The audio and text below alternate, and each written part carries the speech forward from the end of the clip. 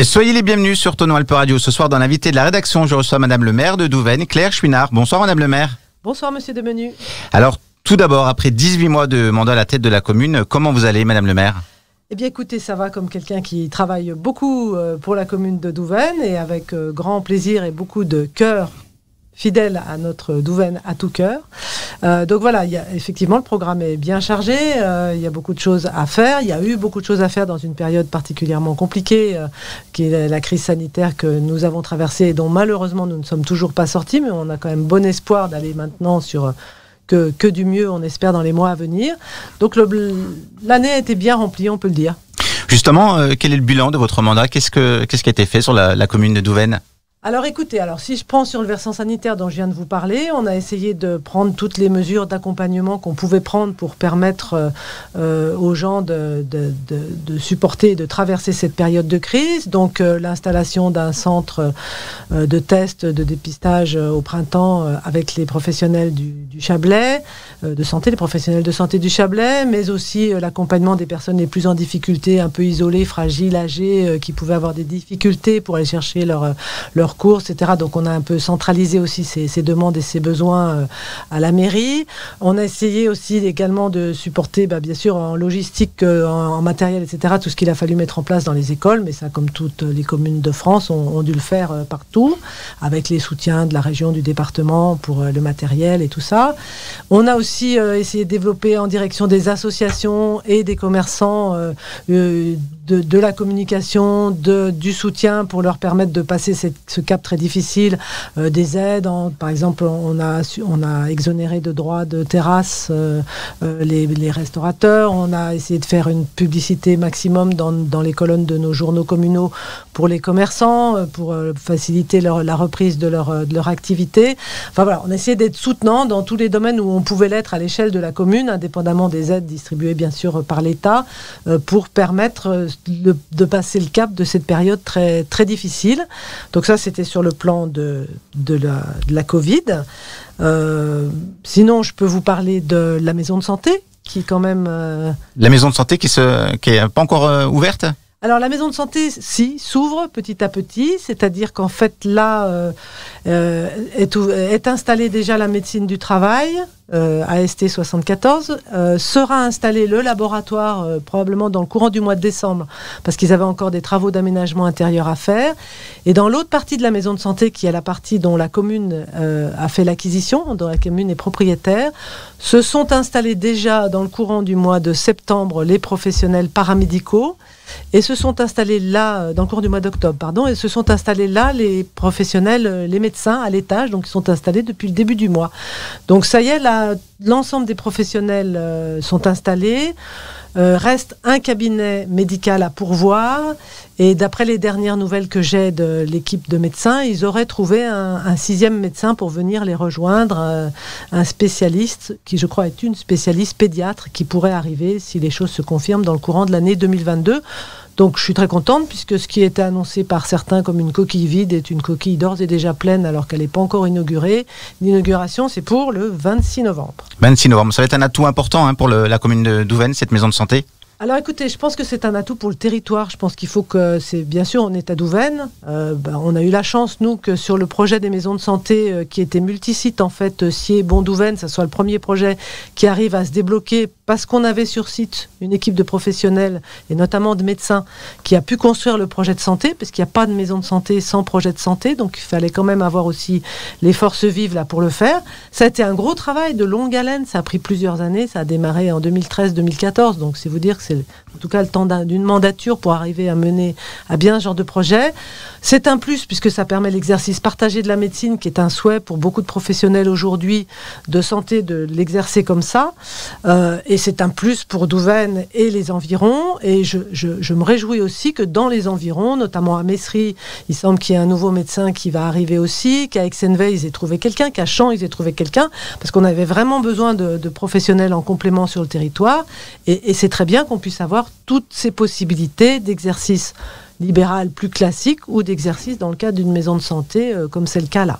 La construction aussi de la piscine intercommunale avance ? Alors, la construction de la piscine intercommunale, qui est toujours dans les tuyaux, si j'ose m'exprimer ainsi. Donc là, on est sur les compétences de l'agglo.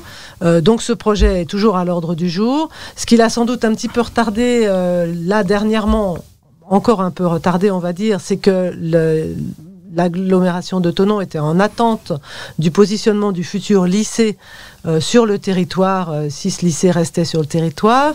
Et donc, parce que du coup, ça va conditionner la taille du gymnase qui doit être refait aussi à côté de la piscine. Et comme c'est sur le même secteur, hein. C'est sur le même terrain, voilà. D'où le fait qu'aujourd'hui, l'équipement ne soit pas encore tout à fait positionné sur le terrain.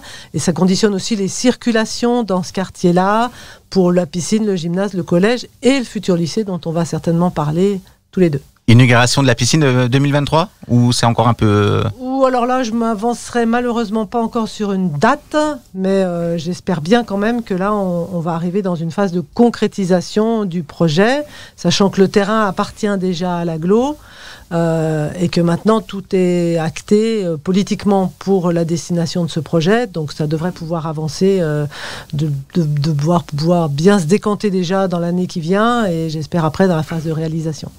Le conseil municipal de Douvaine a voté le lundi 18 octobre la proposition d'une implantation d'un futur lycée dans le secteur du Metz.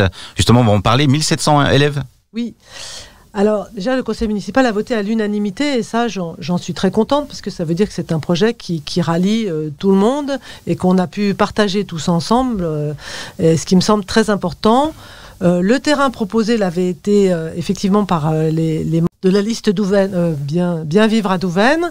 Donc ce terrain a été mis dans les propositions qui ont été faites à la région et il a été validé par l'agglo et par la région comme terrain le plus pertinent.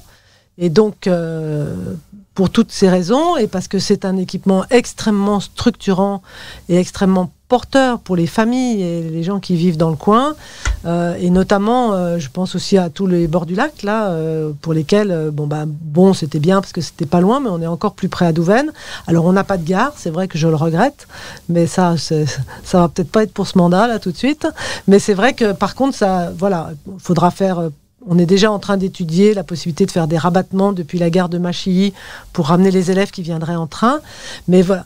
Maintenant, c'est le début de l'aventure et c'est une aventure de longue haleine et je trouve très bien qu'on soit tous d'accord sur ce projet pour le faire vivre et le mener à bien avec la région bien sûr, puisque c'est la région qui finance le lycée, c'est l'agglo qui s'occupe du foncier.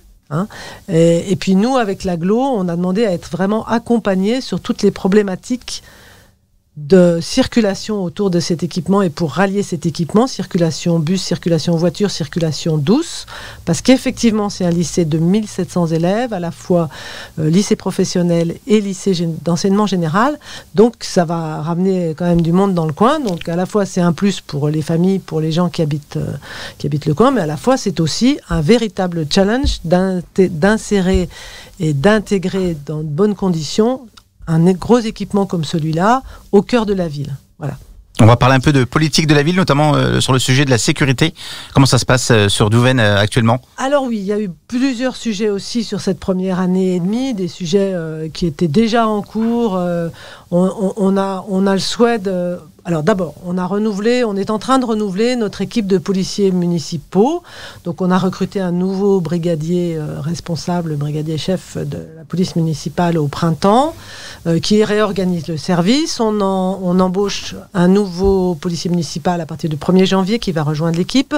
Et on a un nouvel ASVP qui est donc un agent de sécurité de la voie publique qui est embauché à partir de la fin du mois de novembre, là, qui arrive dans quelques jours et qui va nous rejoindre aussi.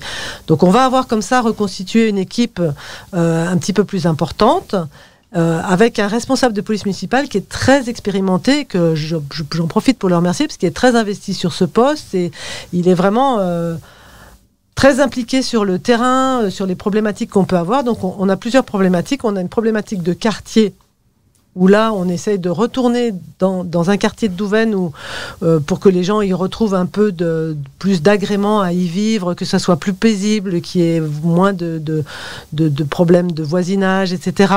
Et là, il y a du lien avec aussi d'autres acteurs, d'autres partenaires, c'est-à-dire le bailleur social, la MJC Chablais, les services de l'agglo sur le versant politique de la ville avec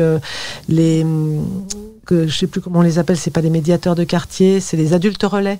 D'accord. Des personnes qui ont été embauchées à la politique de la ville pour faire le lien entre les populations des quartiers et puis des projets de redynamisation, retonification, réharmonisation de quartiers, voilà. Et puis on a actuellement une problématique, alors plus de troubles à l'ordre public en plein centre-ville, sur la place de la mairie, qui nous pose difficulté, avec effectivement des troubles à l'ordre public importants, qui génèrent auprès des commerçants de grosses difficultés, puisque certains commerces ont peur, les gens n'osent plus trop rentrer dans les commerces, enfin il y a de l'agressivité sur la place, il y a des gens qui s'alcoolisent, voilà, et pas que, et donc du coup ça crée une ambiance sur cette place, avec aussi des riverains de l'autre côté de la place qui vivent là et qui sont qui sont très stressés par la présence de ces individus sur la place à partir du milieu de la journée jusqu'au milieu de la nuit, et donc là on a la police municipale essaye de... Alors, il y a la police municipale, mais on a mis en route toute une cellule de crise où on intègre la gendarmerie, la police municipale, monsieur le sous-préfet, qui est venu à Douvaine, les services de la politique de la ville et de la prévention et de la délinquance, les services du procureur de la République. Enfin voilà, on essaie de mettre tout le monde autour de la table et de prendre des mesures destinées à retrouver le calme et la sérénité qu'on ne doit pas perdre en plein centre-ville et nulle part d'ailleurs. Donc, ajoutez à ça d'ailleurs que dans cette première année, on a mis aussi au passage un certain nombre de caméras de vidéoprotection sur la ville de Douvaine qui n'existaient pas.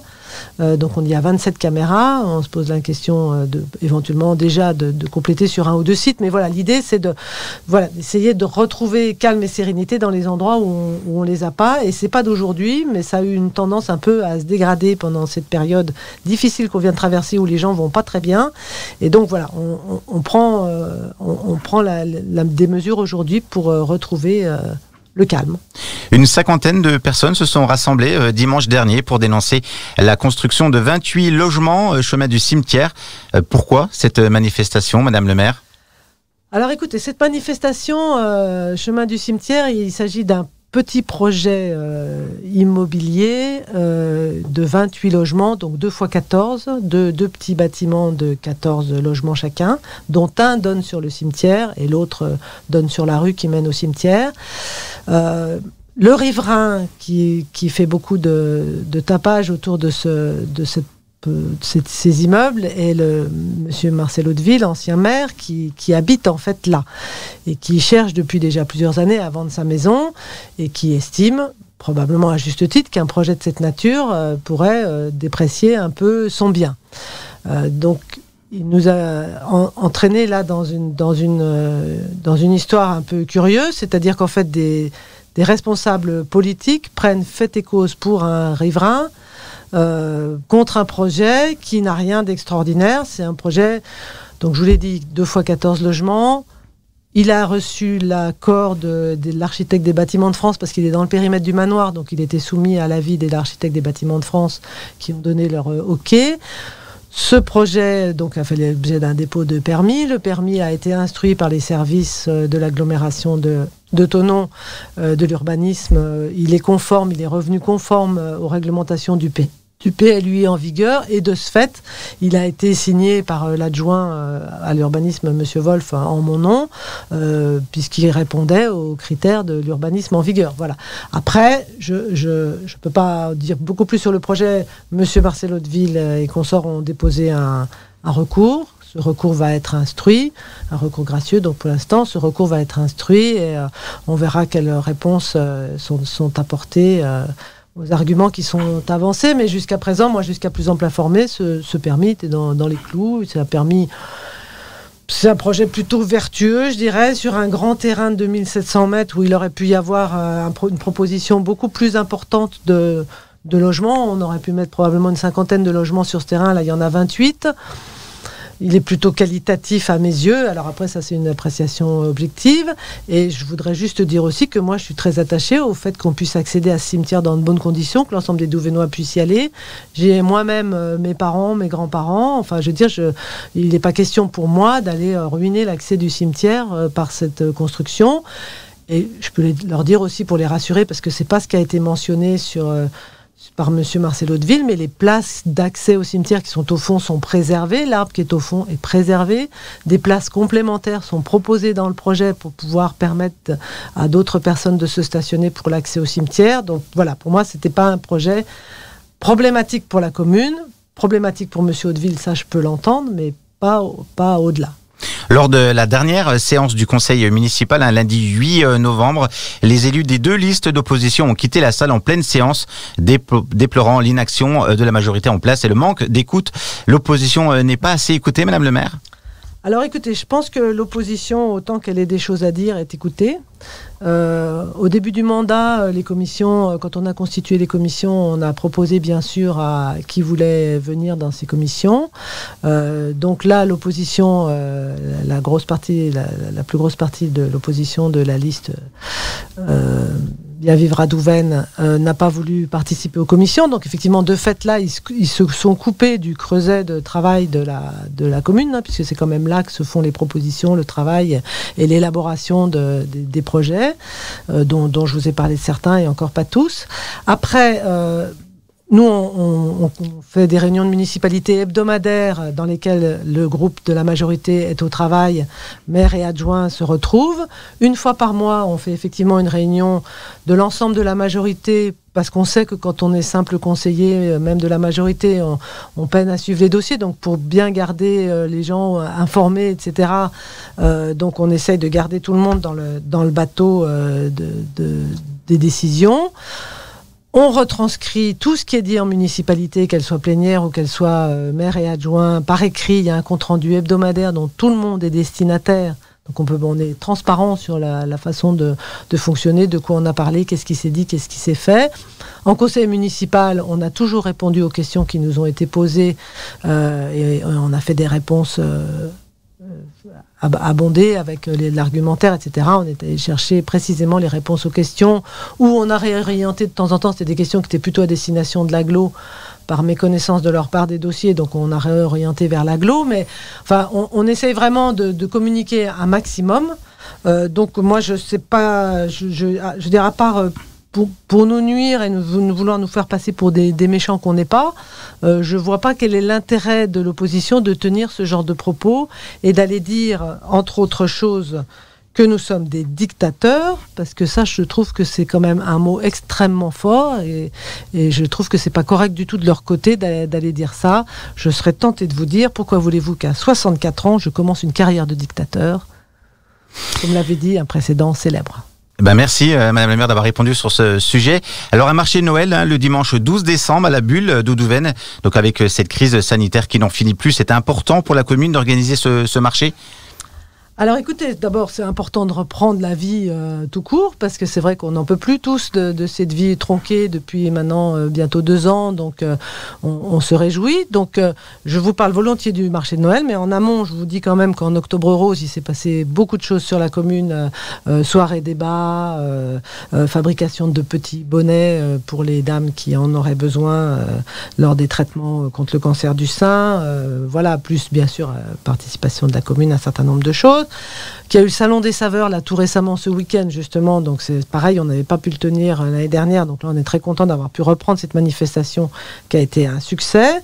Il y a donc les commémorations du 11 novembre bien sûr demain, pour lesquelles on reprend aussi sous conditions sanitaires, mais des retrouvailles après autour d'un petite rencontre des habitants de la commune qui pourront venir.